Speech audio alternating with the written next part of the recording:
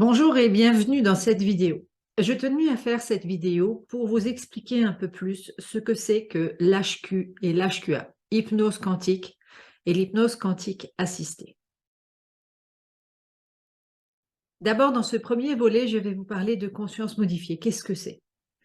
Dans notre état de veille, nous sommes conscients de ce que nous faisons, même si au cours de la journée, nous avons aussi des états de conscience modifiés. Quand à un moment donné, nous sommes dans un état de rêverie ou quand nous sommes figés sur les écrans, ce sont des autres états que les états de veille.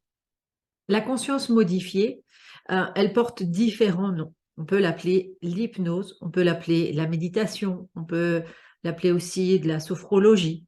Il y a différents termes car il y a différentes profondeurs en fait de modification de conscience.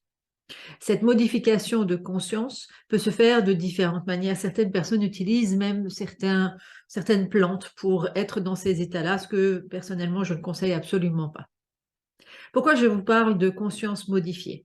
Parce qu'en hypnose quantique ou en hypnose quantique assistée, il s'agit bien de conscience modifiée puisqu'il s'agit d'hypnose.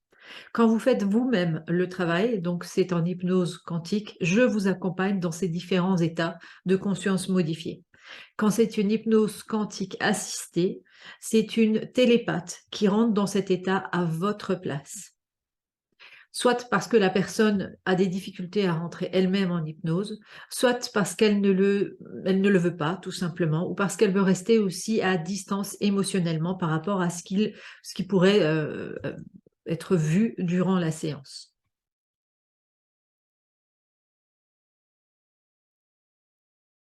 Quand nous faisons ce genre de travail, que ce soit vous-même ou que ce soit au travers d'une télépathe, nous allons être en contact des mondes invisibles, donc qui ne sont pas visibles à l'œil nu, en tout cas pas pour nous. Certaines personnes ont des facilités depuis leur naissance pour voir ce genre de monde que justement que d'autres ne perçoivent pas. Les enfants d'ailleurs sont assez doués pour ce genre de choses quand ils peuvent percevoir des défunts ou d'autres choses passer dans leur champ, alors que souvent nous, en tant qu'adultes, pardon, nous ne le voyons absolument pas. Dans ces mondes invisibles, il y a énormément de choses et énormément de plans et énormément d'êtres également. Suivant notre fréquence, car nous sommes faits d'énergie et donc nous vibrons à une certaine fréquence, nous allons sur différents plans, différentes routes, on peut appeler ça comme ça, de l'autre côté du voile ou de la partie invisible.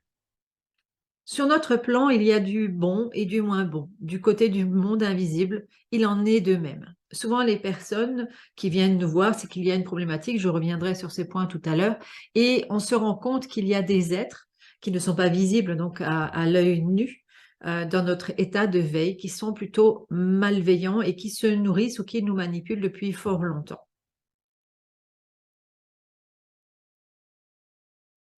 Pour aller vers ce genre d'outils, il faut bien sûr avoir un champ des possibles très large et déjà croire que ces choses existent et que le monde invisible existe. Si déjà vous n'avez pas ce genre d'ouverture-là, c'est déjà beaucoup plus délicat. En tout cas, dans la façon dont moi je pratique ce genre d'hypnose.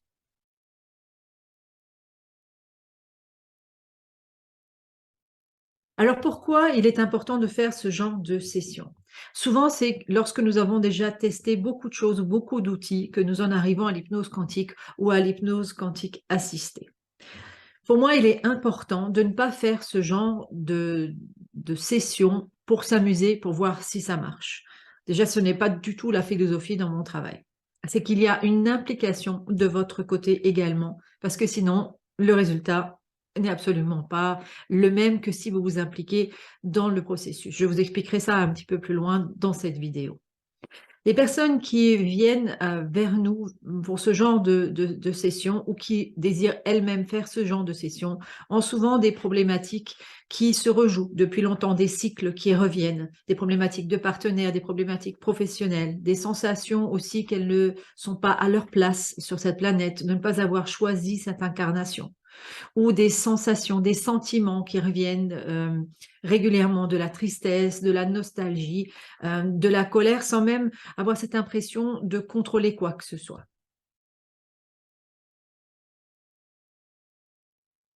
Le but de ce genre de session, Pour moi, en tout cas, c'est de redevenir souverain de son espace, maître de son espace. Qu'est-ce que ça veut dire? Nous avons donc notre partie physique et nous avons notre partie énergétique.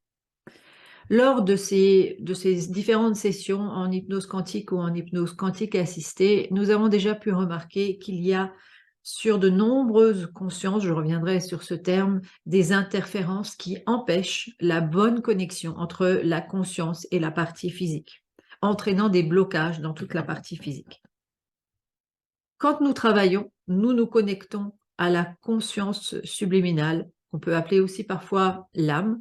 En tout cas, c'est une partie supérieure à la partie physique. Ça ne veut pas dire qu'elle est plus. C'est une partie qui est plutôt en lien avec ces mondes invisibles. Et on va justement contrôler si elle est libre, si elle est interférée ou non.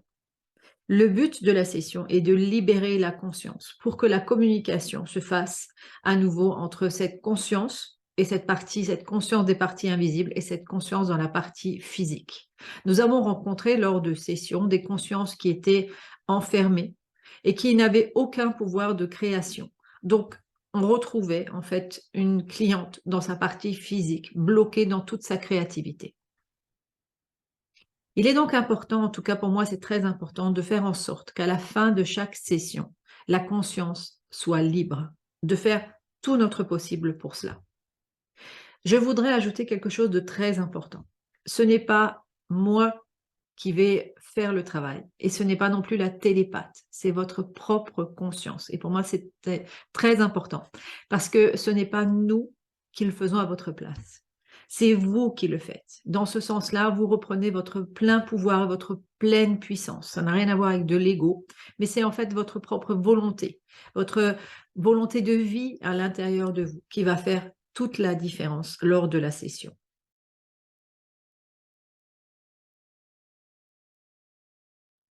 Nous sommes souvent dépendants de l'autre. En tout cas, nous sommes une race. En fait, quand nous arrivons sur ce plan, quand nous naissons, nous sommes déjà dépendants de l'autre. Nous sommes dépendants de notre mère, de notre parent pour la survie. Donc, nous avons eu cette programmation, cette habitude de dépendance.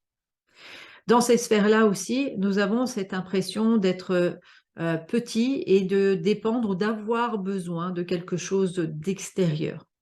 Je vous parlais tout à l'heure d'une conscience libre, de retrouver cette pleine puissance à l'intérieur de vous, ce plein pouvoir, même si je n'aime absolument pas ce mot. C'est redevenir souverain, souveraine, maître de son espace. C'est également reprendre justement tout cela, reprendre la pleine responsabilité de sa vie et de ne plus donner euh, notre pouvoir en fait à quelque chose ou à quelqu'un d'autre à l'extérieur de nous, ce que nous avons l'habitude de faire depuis tout petit, que ce soit avec les parents, avec nos éducateurs, avec les personnes de science, etc. Cela demande d'abandonner de nombreuses croyances. De nombreuses croyances dont la première est de se sentir petit et que nous avons besoin d'une aide extérieure soi-disant plus grande que nous. Quand nous regardons dans ces sessions, quand nous voyons le travail qui est fait par les consciences dans ces sessions, nous nous rendons compte à quel point nos consciences sont puissantes. Et encore une fois, ça n'a rien à voir avec de l'ego. Nous sommes puissants dans notre espace. Parce que dans notre espace, il ne doit rien y avoir à part nous. Abandonner ses croyances, ça veut aussi dire abandonner toutes ces croyances peut-être New Age ou spirituelles, qu'il y a des guides, qu'il y a des anges, qu'il y a des galactiques, qu'il y a Jésus, qu'il y a Marie, qui vient nous conseiller, qui vient nous aider.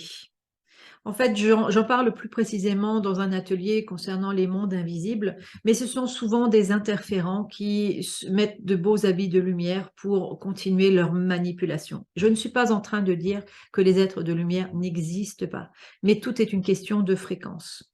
Et c'est toujours de regarder vos vies. Vous savez, ce qui a modifié en fait tout ce processus chez moi, c'est de vérifier un jour si les messages que je recevais faisaient en sorte que j'avais la vie qui me correspondait.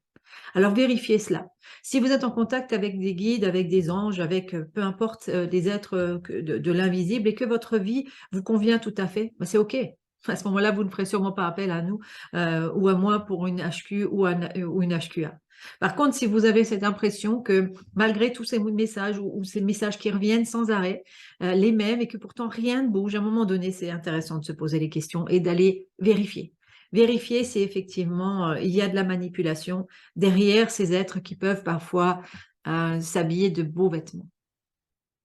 Donc oui, quand on décide de faire ce genre de session, une HQ ou une HQA, il faut avoir cette ouverture des champs des possibles et de devoir peut-être abandonner toutes ces croyances-là.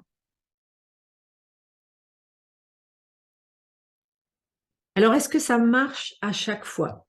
J'ai envie de dire oui et non. Quand nous sommes responsables de notre vie, c'est un grand oui. Quand on a l'impression que cet outil est ou quand on croit que cet outil est une baguette magique, on va dire que non. Il n'y a aucun outil aujourd'hui, en tout cas de mon point de vue, qui est une baguette magique. Les seules personnes qui peuvent faire le travail, c'est nous-mêmes. À partir du moment où c'est quelqu'un d'autre qui va faire le travail, il intervient comme un interférent. Et je tiens à préciser que quand nous intervenons, par exemple, dans une session avec l'aide d'une télépathe, nous sommes invités par la partie physique le temps de la session. Et à chaque fin de session, chacun retourne dans son espace énergétique. Car encore une fois, je redis, la seule personne qui a la pleine puissance et qui doit se trouver dans cet espace physique et énergétique, c'est uniquement vous, enfin votre conscience, qui vit cette expérience au travers de votre corps physique. Pour que ça fonctionne, il faut effectivement être attentif à ce qu'il se passe à l'intérieur de nous, à notre partie émotionnelle, à nos pensées. Parce qu'on se rend compte, on a pu beaucoup remarquer dans les sessions que beaucoup de nos pensées sont insufflées par des interférents. Donc il va falloir être vigilant par rapport à cela en se disant cette pensée-là n'est pas la mienne, je ne l'écoute pas. Ou d'être à l'écoute au niveau émotionnel qui peut parfois être en relation avec des failles. Et de regarder ou de travailler sur ces failles ou de les transformer. Pour cela, je propose aussi dans la période de métabolisation ou même avant l'HQA ou après l'HQA des accompagnements. Vous pouvez trouver plus d'informations sur les séances à la carte sur mon site ou sur des accompagnements plus longs. Je vous laisserai regarder de façon tout cela et je vous remettrai le lien. Je voudrais revenir sur deux choses vraiment que je trouve très importantes. Ne faites pas de session HQ ou HQA parce qu'un ami vous a dit de le faire, mais parce que ça résonne en vous et parce que vous sentez que c'est juste.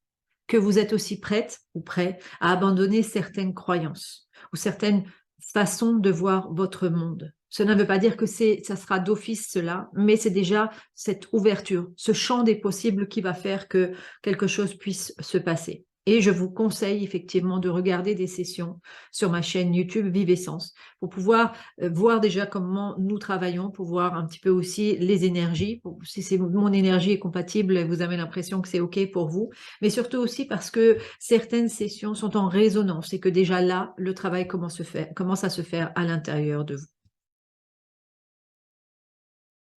Voilà, j'espère vous avoir apporté un peu plus d'éclaircissement sur cette technique, sur cet outil que de mon point de vue, je trouve extraordinaire. À très bientôt.